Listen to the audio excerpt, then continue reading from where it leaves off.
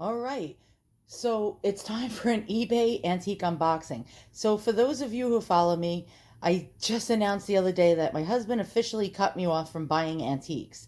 I have to get a job, and so I can buy my own antiques without having to get money off of him because he thinks antiques are a waste of time, but I don't. Okay, so this just arrived, and I'm a little nervous because it's fragile, and I'll do it with my Italian. It's fragile. And if you notice, the box has been breached. It's been smashed like an accordion. Thank you, UPS. Yeah, oh brother. All right, so let's just see if this thing is okay. If it is okay, I'll be doing the happy dance.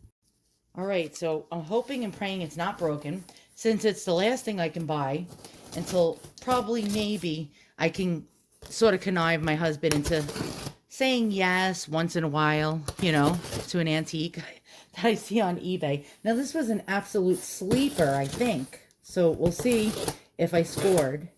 And when I say score, I look for treasures on eBay that are antique that the seller really doesn't know much about and sells it for a decently cheap price and where I can get it for cheap. Okay, so far she double boxed it. That is a good sign.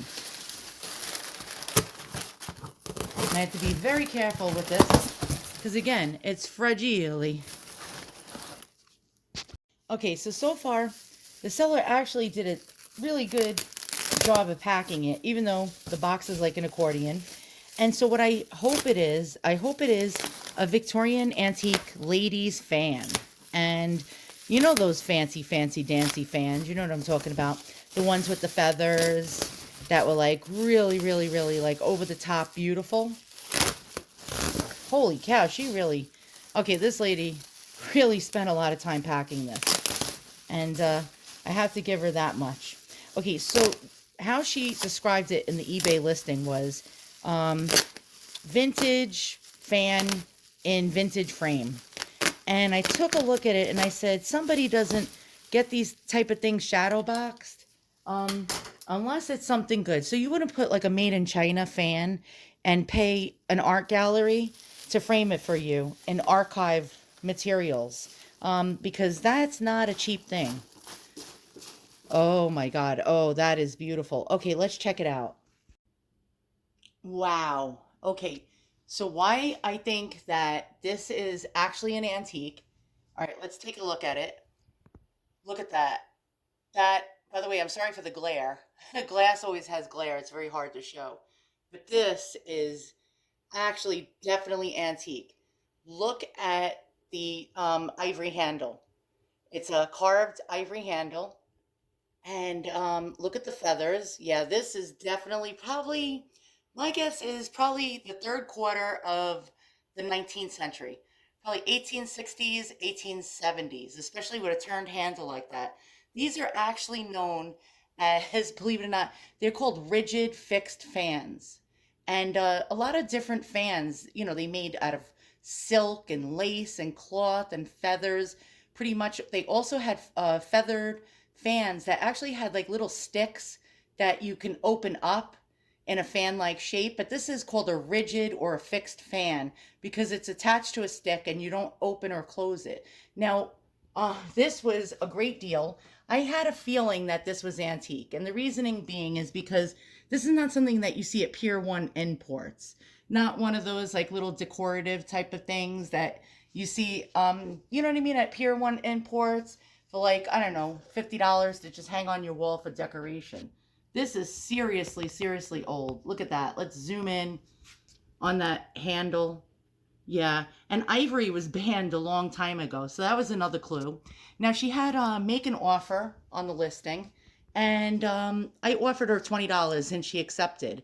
And I was actually in shock. I really didn't think she would. Now another clue behind this is, let me show you the back. And by the way, wow, just wow, look at that. And again, I'm trying to show it to you without the glare. Look at that stick. Yeah, this is really old. All right, let's check out the back clues, and then I'm going to show you some fans from this time frame in the Victorian era, and we're going to go over all the beautiful different fans, and we're going to learn about fans tonight. Okay, so this was not cheap to do.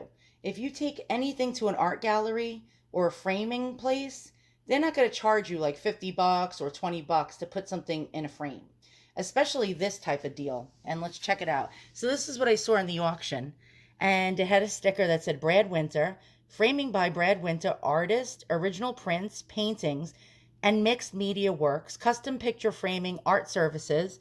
And I looked up that business, and apparently he does works for museums. It's dated 995. And so this was somebody's family heirloom, possibly. And they took it to this framing company, or this guy who's an artist who creates these frames actually by hand, and paid a pretty penny to place it in there.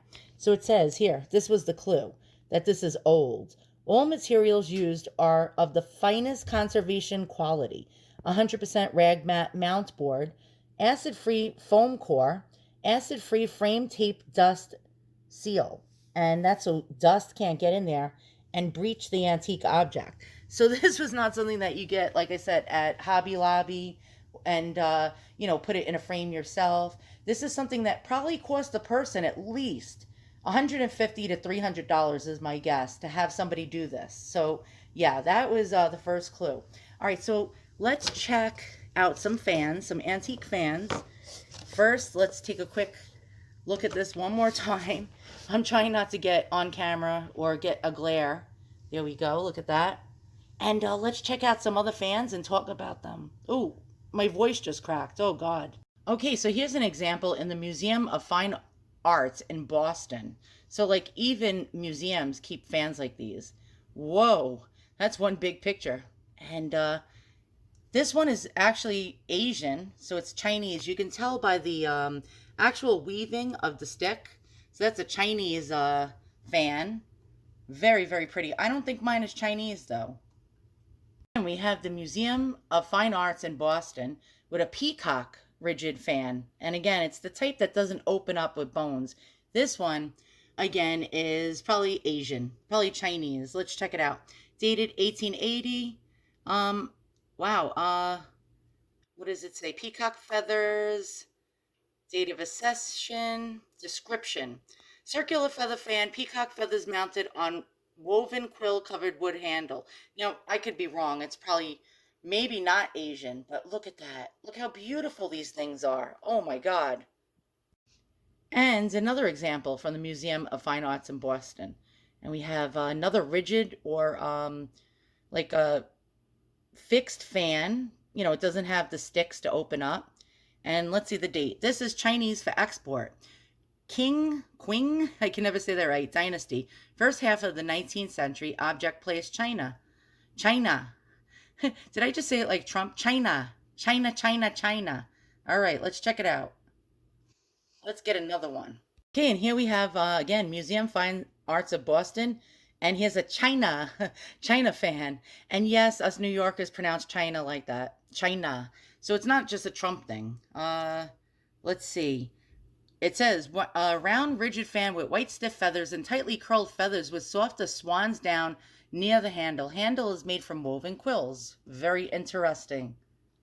Here we go again. Wow, the Museum of Fine Arts in Boston has some really nice examples. Look at that one. Okay, holy guacamole, that's beautiful. And again, I guess it's saying that this is from the South. I guess Louisiana. Okay. And it says circular feather fan, marabou feathers, center surrounded by a band of peacock and curled goose feathers, duck feathers, and, at edge, mounted on woven quill covered wood handle. And more. Let's check out more. I know you're probably hitting the back button by now, but I'm fascinated. Again, the Museum of Fine Arts in Boston. Now, this is a Brazilian one. And the Brazilians actually were very prolific in making these feather fans because they had a lot of exotic birds down in South America. They even stuffed hummingbirds and attached them to these fans with actually stuffed insects, like taxidermied insects. This one has an unusual ivory handle that's like flat. And here we go. Look at that. So pretty. And again, it's saying French 1870s, but I'm telling you, that is Brazilian. They got that one wrong. That's for sure. Here we have another one. Now, museums aren't always right about their descriptions of things, and this one's really unusual. Wow, look at that. And this has like a mother of pearl handle with a big, beautiful ribbon. And it says, probably French, used in America, mid 19th century. Cool. And the Philadelphia Museum of Art has another example of a rigid or fixed fan, much like the other one that we just saw. And it says date 1843. Artist, maker unknown, American. Cool. That is really interesting. Look at that. That is just beautiful. And of course, we're going down the Google rabbit hole. Here we go. Here's the different prices you'll pay for these type of fans. Holy guacamole, $412.24. And then we have the ones I told you that spread out with little sticks. This one that's framed, $3,600. Does that mean mine's worth that? Probably not, but then again, you never know. There's an ask for every seat. There's always somebody that's willing to pay something if they have the money. Here we go. Here's a rigid fan, dated 1910, $287.34. An ostrich feather one from the 20s, $454.16. Wow, very, very pretty. And these actually, the ones with the sticks like this, were usually made in the late Victorian era. I'm talking about like 1890s, like right around there, probably 1900, all the way through the 20s. So there you go. Here's some other examples. Wow, that one's really pretty. Holy guacamole. Oh, now I want to start collecting these fans. Here we go, 1900. And this one is a black ostrich feather fan. What else do we have here? White ones, black ones, all different colors, all different designs. And wow, just wow. Here's another peacock feather one. Here's some more prices, $323.25 unframed, $510.06. 49.95. That's actually a really good deal. What else do we got here? Look at this. Look at this. Fans galore. Oh my goodness. Here's one in a frame. What are they selling that one for? Let's see. And they are selling that. What?